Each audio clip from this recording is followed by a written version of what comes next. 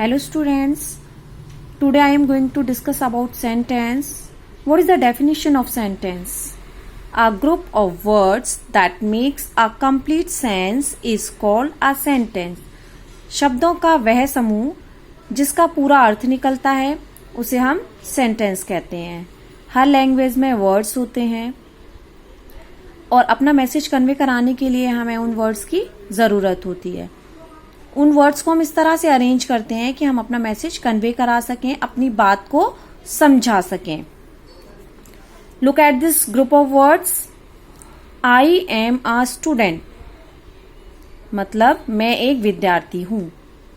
ये बहुत सारे वर्ड्स का ग्रुप है और ये मीनिंगफुल भी है, मतलब इससे एक मैसेज कन्वे हो रहा है, इसलिए हम इसे सेंटेंस कहेंगे.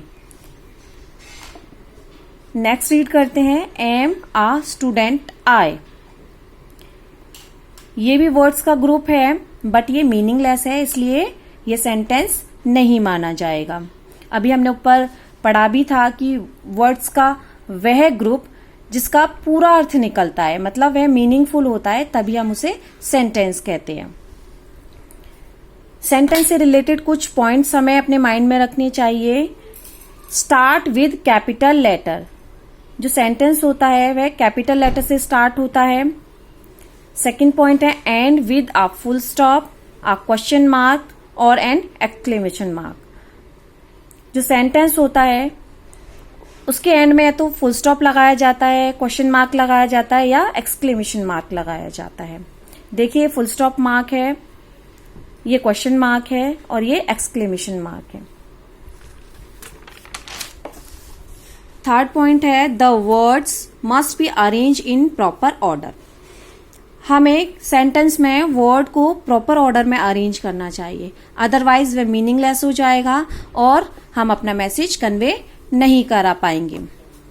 जो हम कहना चाहते हैं हम सामने वाले को नहीं समझा पाएंगे. नेक्स्ट हम समझते हैं पार्ट्स ऑफ अ सेंटेंस. एक सेंटेंस के दो पार्ट्स होते हैं, सब्जेक्ट एंड प्रेडिकेट. सब्जेक्ट क्या होता है? The doer of the action is called subject of a sentence. The doer of the action, काम को करने वाला, is called subject of a sentence.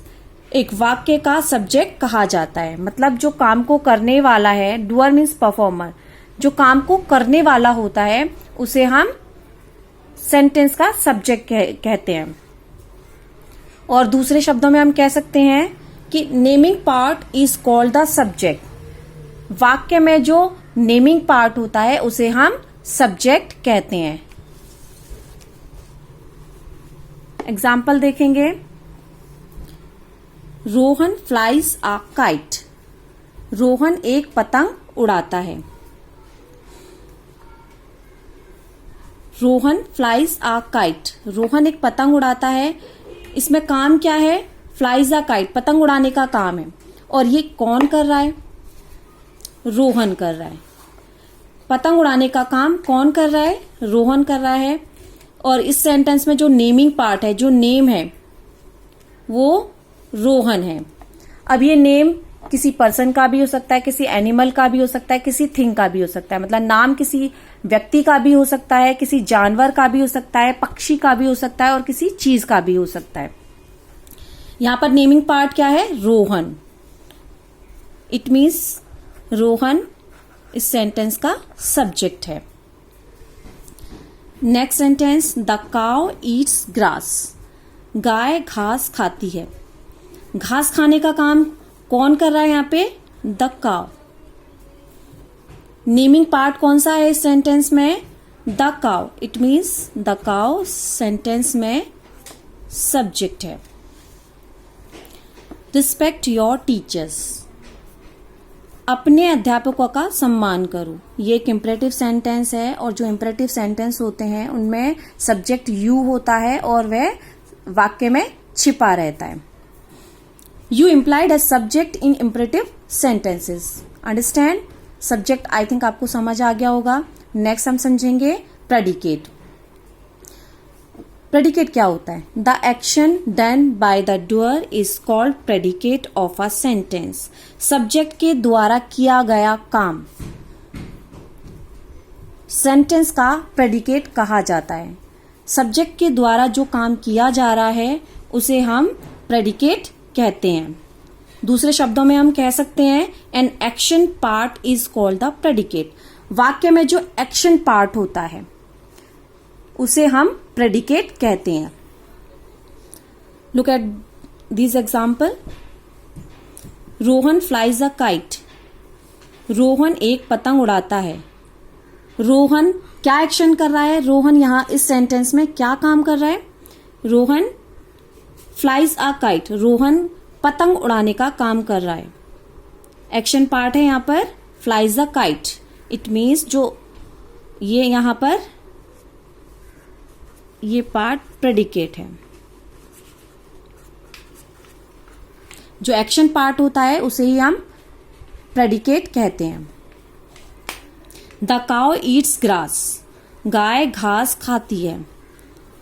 गाय यहां पर क्या एक्शन कर रही है? क्या काम कर रही है?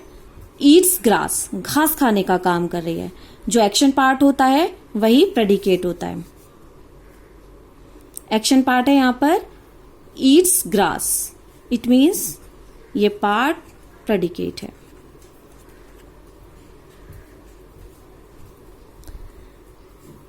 नेक्स्ट एग्जाम्पल है रिस्पेक्ट योर टीचर।